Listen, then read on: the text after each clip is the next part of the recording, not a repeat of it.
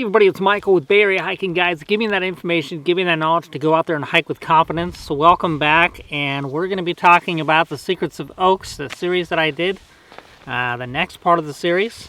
I look forward to talking about this, and if you're new to the channel, feel free to like, subscribe, hit that bell down below, hit the subscribe button, and get all involved with Bay Area Hiking Guides. We got all kinds of awesome videos regarding awesome places to hike and different facts and cool stuff that's about nature that a lot of people don't even know. So all right, stay tuned.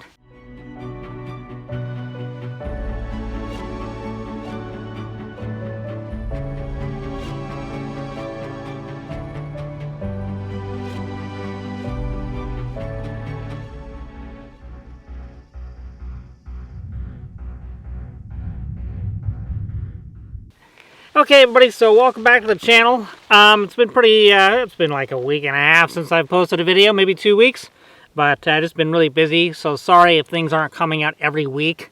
I just want to make sure that I'm putting good footage out there for you guys and stuff that you guys would really enjoy. I don't want to just put up a video and it not be fun. So I'm going to talk about the Secrets of Oaks, and in this topic, we're going to be talking about a hidden language. Alright, so I am up here at what we like to call China Wall. It's on the map there, Mount Diablo. China Wall's, there's a whole lot of secrets there. There's a whole lot of language going on there that people bypass quite a bit. I do have a lot of nature going around right now surrounding me. I've got cattle down below. They're moving. They're grazing the fields here. And then I also have some turkeys. There was some coyotes calling out before myself.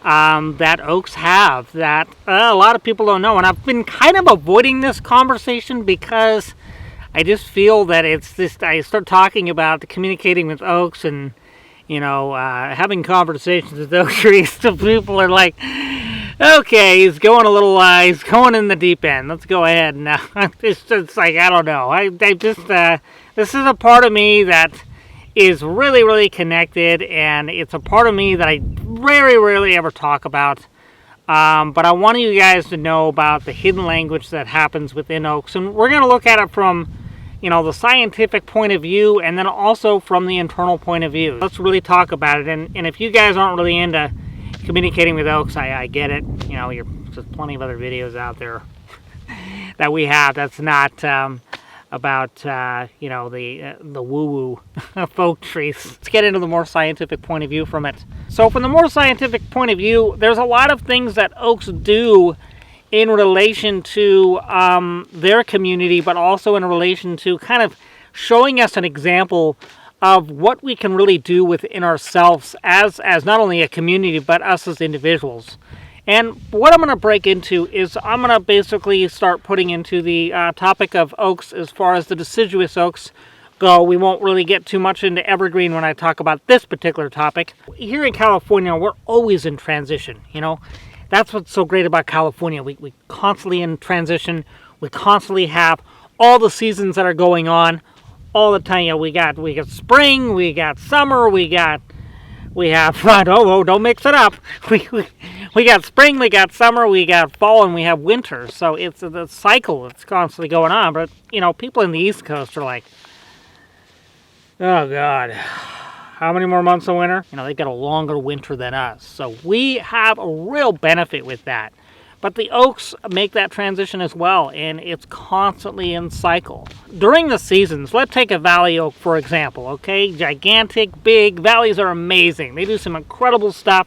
They're resistant to fire. Kind of, in my way, they're the grandfathers and the grandmothers of you know, this big, large oak community we have because of how gigantic they are. And they definitely make a bold, symbolic statement when they are alone on a hillside. So let's go ahead and discuss this, and let's talk about the seasons regarding a valley oak. Valley oaks lose their leaves. It is something that happens. It's fun to watch, and it's, you know, could be a bummer for some, because like, hey, where'd all the shade go? Or hey, bummer. So during the transitions, let's take fall, for example, okay? We'll start with fall even though we're in summer. We're going to start with fall. So in fall, all the acorns are going out. So what is the valley oak really doing? Well, it's giving out all that food, all those acorns, it's feeding everything. And also what it's doing is it's making a dramatic transition. Internally, what that oak is doing is it's giving and it's letting go of stuff it doesn't need anymore. Drop them down on the ground, it's going to replenish the soil, it's going to add nutrients to the soil, and it's going to better the community around it. It's not going to hold on to all these grudges. And so ultimately what's happening is it's making a beautiful transition with those beautiful colors like we have with the Oregons and the blacks, and if you want to get hybridization, we can talk about oracles. And that's really cool. It's a really awesome thing to not only be there, but to witness that transition happening. So that tells us internally that we're beautiful, and when we're amazing when we express emotion and we go through that transition of getting rid of all that stuff that's held down below to help process it through. Now, I'm not saying in any way, means, shape, or form that I've processed all my internal stuff at all, and I'm I'm not a guru or anything of that nature. But I'm still learning myself. But it's so beautiful for an individual to express that, and that's what the oaks are telling us. The leaves are going to be beautiful. It's going to be a beautiful process, and you're letting go, and it hits the soil, and then you're really not only feeding the community and gaining respect from the community, but you're also gaining respect within yourself. You're feeding yourself. But it's the process is what we can learn from that. And a lot of people tend to hold in all that emotion, and they go, okay, we're getting into a topic that's really deep, or we're getting into a topic that's really hard. It doesn't necessarily mean that we need to automatically talk about it. We can talk about it with, we could talk about it with the oaks. We could talk about it with people that we feel comfortable with. But it's not good to just hold it all in and cover it up, and it doesn't exist. And I'm going to hold it in, and the years go on, and they go on and go on and go on, because then you're just not doing yourself any good, right? And then when we get to the winter, now it's a bold statement. Now it's really bold. And now we see the tree with no leaves on it. We see just absolute beauty, because it's bringing out its vulnerability. It's saying, hey, I'm vulnerable. I'm vulnerable because I let go of all those things that were holding me back. And I'm vulnerable, and I'm beautiful. And there's so many beautiful things when the actual oak actually reveals a lot of its skeletal structure that is really compelling for photography, but also compelling as me as an internal individual thinking about the process, right? And it's so beautiful to be vulnerable, to be bold and make a statement and showing truly your true beauty, because it's wonderful to look at an oak and say, oh my gosh, look at all these beautiful oak trees with their leaves on, and they're green and they're lush. It's fantastic. It's absolutely gorgeous. But there's the other part, the skeletal structure, where you really get to see the true oak when those leaves come off. Same for Coastal Lives or Canyons or some of the other ones. But nonetheless, they have their own respect in that nature and how they process through the transitions. When this takes place, then we move on to spring, and then spring comes and it starts becoming really gorgeous, because now the leaves they're starting to come out, and they're real vibrant, and just have that nice bright green colors, and it's just all starting to take place in that beautiful beauty, and the grass is green and the wildflowers are coming out. It's all starting to make sense, and now it's starting to make the process within its life and say, hey, I'm growing to the next stage. I'm taking on the next year, and things are becoming that they're going to be better, and I'm really starting to make this beautiful transition. And then when you get to summer, wow, it's all the leaves are there, and it's out, and it's looking up to the sun, and it's receiving the photosynthesis, and that's stuff that we can do within life. Fall to the winter to the spring to the summer, these are all steps that we can take individually. So when you're out there and you're looking around, you're hiking around, you're looking at the tree, through all the courses of the season, right? So it's important to hike all year round, especially here in California, right? We're lucky it ain't Buffalo. Yeah, it's really important to look at the tree and understand the process that it's making, and that's some fantastic stuff. Now, the other thing I want to talk to you guys about is just generally the stuff that oaks do that we can learn from and help to identify certain things within not only the environment, but also within ourselves. And from the environment perspective, if you look at the blue oaks and how cool they are, and blue oaks will kind of just, they all like to hang out together as a group, but also they like to take on a lot of heat. They can take on some heat, that's for sure. Their heat and how well they take on heat is matched up to some of the desert plants you see, okay? And that tells us automatically that we're in an area that gets a lot of heat exposure. And that can help us identify the environment.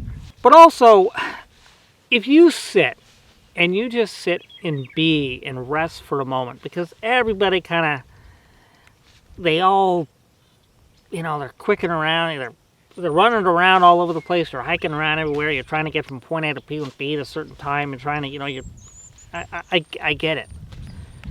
But if you're in an area where oaks are abundant, or you're in an area where it's a single oak, or whatever it may be, there's a lot you can learn from that.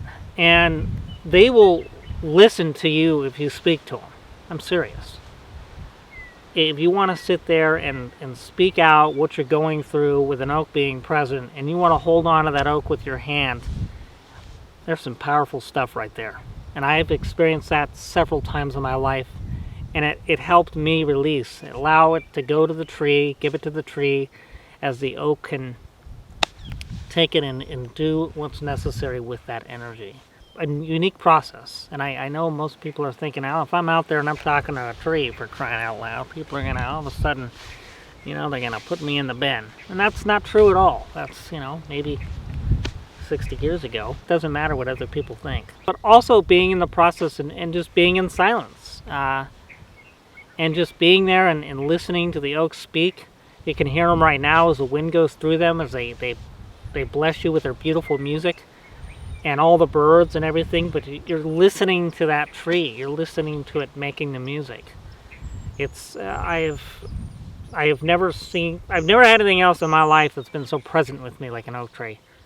And I've seen the bristlecone pines. Okay, I've been to the redwoods. I've seen some magnificent trees, but the oaks, I always go back to them. I just want all you guys to understand that it is so important to be out there in nature. And I know we have this whole COVID-19 thing going on, and trust me, you think about it, with all this COVID-19, and there's a lot of stuff that's going on within our community. There's a lot of things that are going on with just the human race around the world. What is nature doing? Well, it's continuing to go through a cycle. It's not being affected by all this stuff. It's just going through a cycle. And that's really important to take note of. It's important to get out there, get into nature. It allows us to maybe find our inner self. And if you sit and just listen and just be in that moment, you can really, really, really pick up a lot of really interesting stuff about yourself internally. So there's a hidden language that goes on. These trees speak from a very, very deep language. They're very grounded and very grounded. They just have a way about really resonating with not only me, but I think with the community and as the human race goes. So that they are, in my mind, a grand symbol of what we have here in California. Be with an oak, touch an oak tree, hang out with an oak tree for 20 minutes. Say hello, because they're listening. They hear you. They've been here a long time. They've been here longer than you, me, your grandparents. They've been here a long time. Your great-grandparents. Not the dinosaur, unfortunately. But, all right, guys, you stay safe out there. And remember, there's an internal language that's going on with these oaks that can really help you push forward, especially right now. We'll get through this, guys. We will get through this. We will get through this, okay? And thank you all, the caregivers, the people in hospitals, the doctors, the nurses, people working at the grocery stores, people just putting out their lives out there to help benefit others. It's just, thank you so much. It's because of you guys that are really making this world a better place. It also makes you really look at life differently. All right. Thanks, guys.